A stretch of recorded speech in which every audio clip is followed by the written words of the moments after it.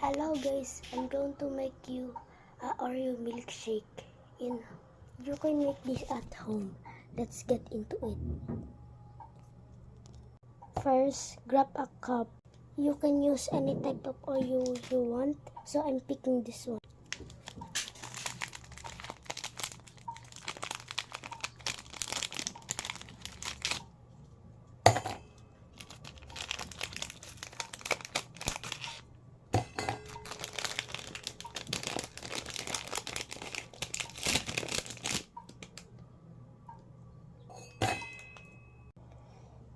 You smash it. I'm going to smash it. I'm going to cut the video. I forgot. Smash it with a spoon. Second ingredient, milk. 1.5 spoons.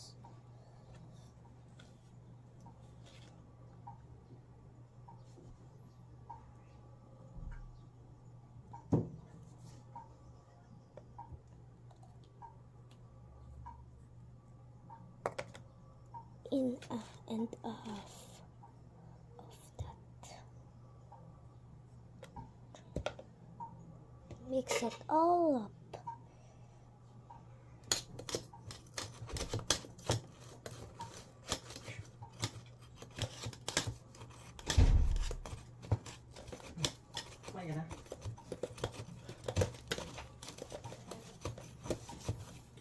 What's that? Oreo milkshake. Oh, okay. Oreo milkshake pala yan. Oreo milkshake pala. Mash it all.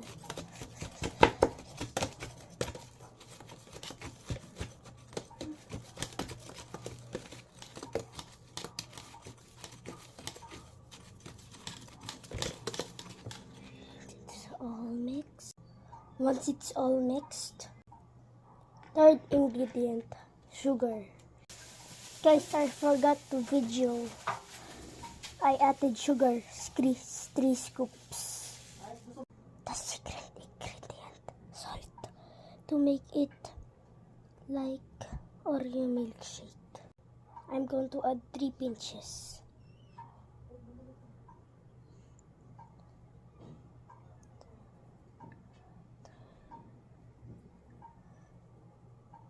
Now mix it all up.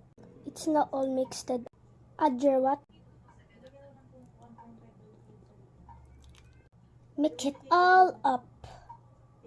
The final step, add ice.